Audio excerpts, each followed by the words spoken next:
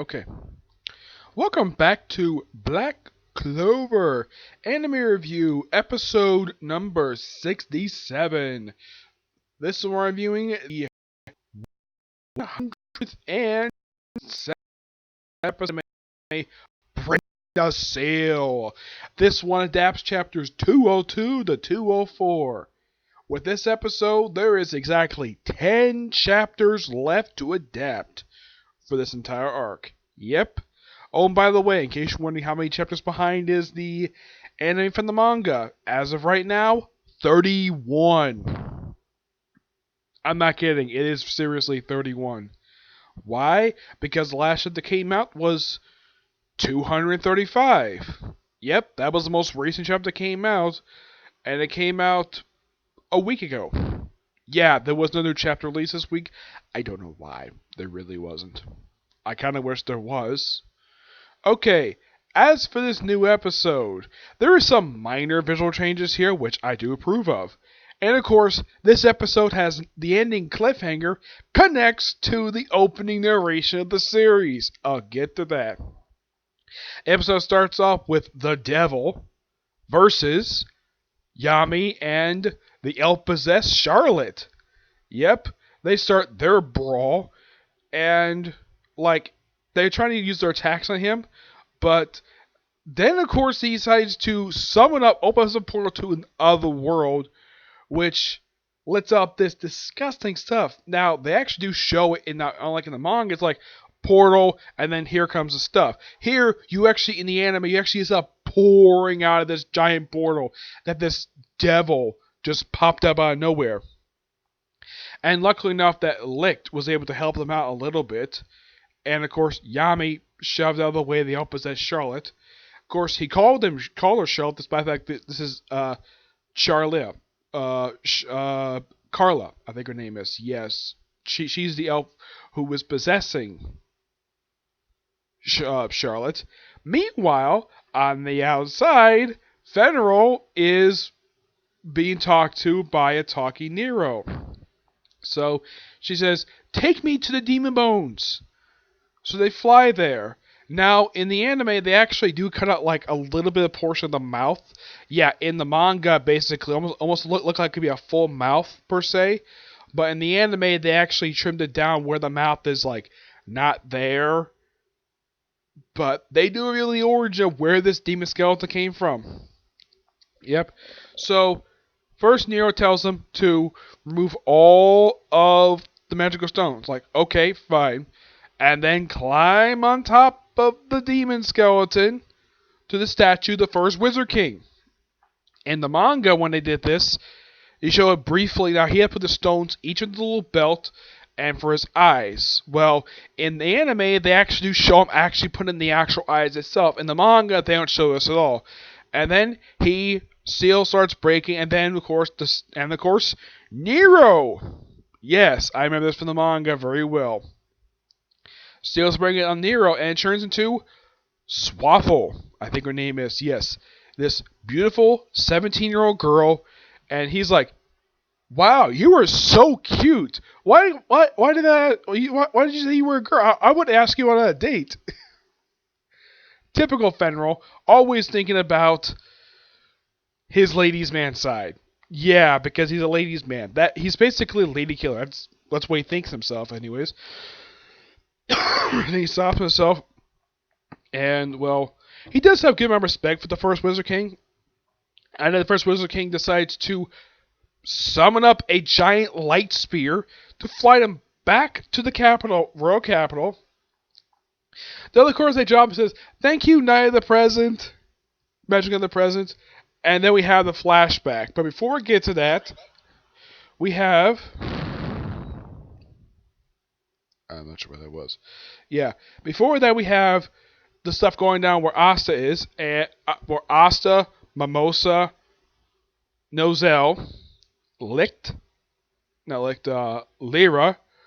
and basically that group of people.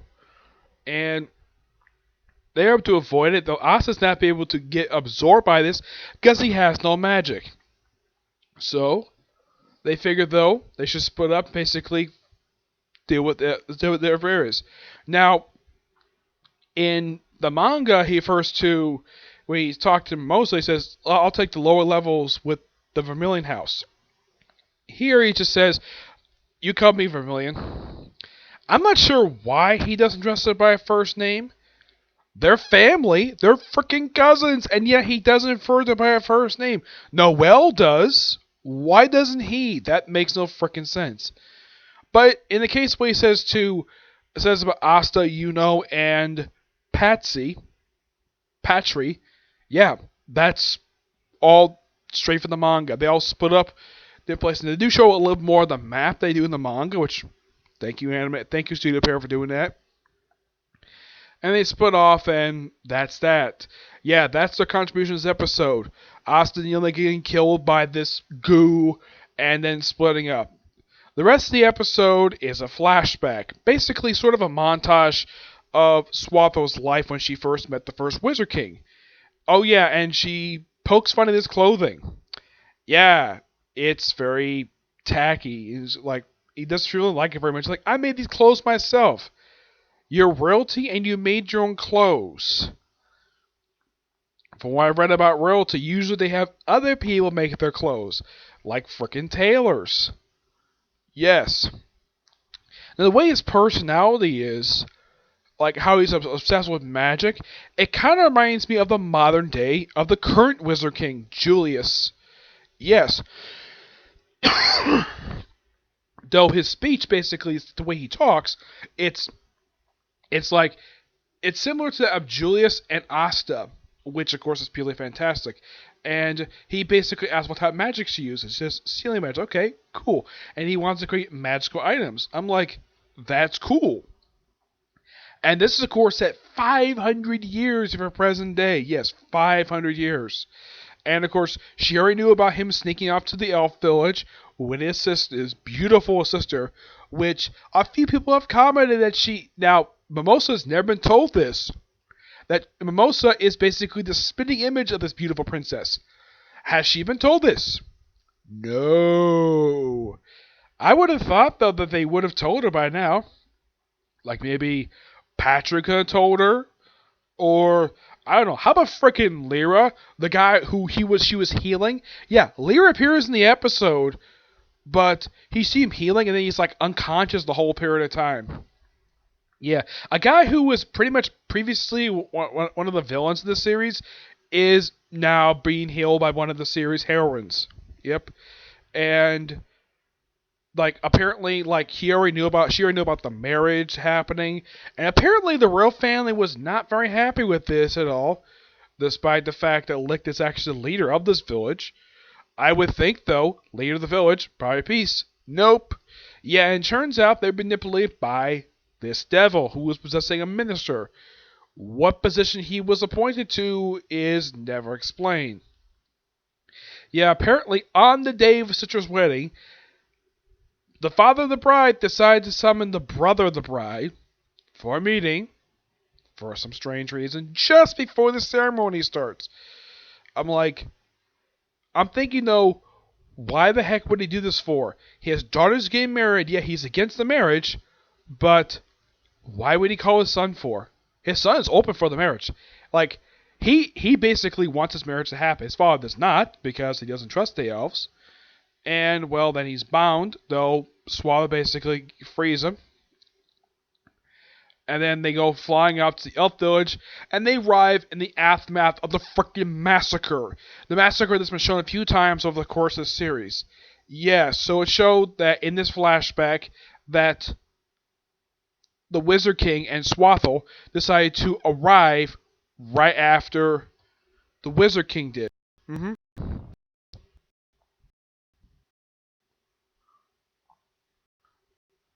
Actually, the name is not Swathle. Sorcery Swallowtail. Yeah, that's basically her real name. So I think it's I haven't heard an English dub yet because they haven't really got the English dub hasn't got this far yet. Because here's kind of the strange thing when it comes to English dub. Apparently, Asta's English dub actor got ill last week, so they decided to release as a feature because the one released 113 was actually sort of delayed. I think it was, yes. So they released, they'll feature 113 and 14 this week. So my Funimation doing that. So I'm curious who they're going to choose to voice this character in the dub. I mean, the verse I got to in the dub is like 110. I haven't watched the last few episodes dub yet. I have watched the episodes in subbed, but not in dub yet. I'm curious though who they're going to choose. Yeah. But so in the aftermath of the massacre, and Licht basically knew. He basically realized though that the Wizard King had nothing to do with this at all. It basically the devil, and he was basically sort of being depressed. And then he decides to transform himself into the demon from the opening narration.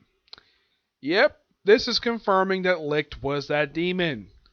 So basically, the demon skeleton outside Hodge Village is the body of a dead elf. Yep, an elf that was turned into a demon. Yeah, and here's kind of the strange thing about this.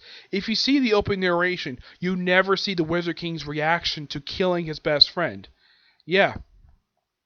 Which I think is smart, because I think maybe at the time, the writer probably didn't know what to do with that. He probably thought it would be a cool way to open up the series. Like the Wizard King kills Demon and that's that. Yeah, but there's no mention of his beautiful sister. Or the fact that when his sister died, she was pregnant. Yes. So he was about to become an uncle. I'm an uncle. I got 2 nephews and a niece. Yep. Yep. And unlike in the manga, they don't show what the demon's face looks like.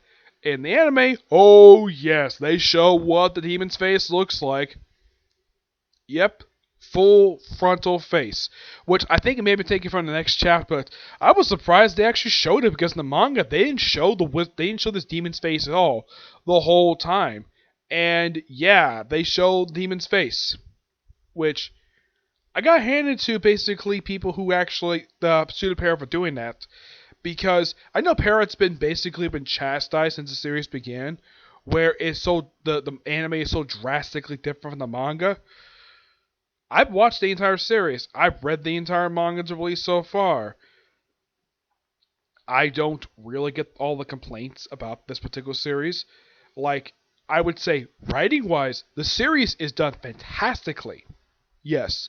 I mean, yes, there's some visual changes they do. I mean, you can at least say that what Para has done for the series so far, they actually make the characters look like the way they do in the manga. They act like the way they do in the manga. The backgrounds look freaking fantastic. And they're just as the same style as in the manga. So, I'm kind of like, what's all the complaints about the Black Clover anime? Yeah, this is something I've never understood when it comes to a particular series. People love the manga, but they hate the anime for some reason. Like, they think the anime, that Para does not do a good job with it. In my opinion, I think they do a fantastic job with the series. But that's just my opinion on the matter. I know other people feel differently about the series, but yeah. But this overall was a really good episode, and I can't wait for next week, because it's Asta seeing the first Wizard King for the first time outside of a statue. I'm sure he's probably seen the statue hundreds of times when he was growing up in Hodge Village. I'm sure he's going to be shocked to figure out, though, that the giant skeleton hanging out that's been outside his village the whole time it's been there is actually the body of a dead elf that was turned into a demon. Yeah. I'm sure they might change the open narration probably after this revelation for... Yeah, they might do it. Who knows what they're going to do, how they can open up next week's episode. Yeah. But I personally can't wait for it, okay? So, that's it for this particular review. My next review I'm going to do is a Comic Corner. Yep. Excuse me. Plus, I have one other video aside from that I'm going to do today. Hopefully, I'm going to do a review for Rama Half. Yep. But until you see the next view, bye.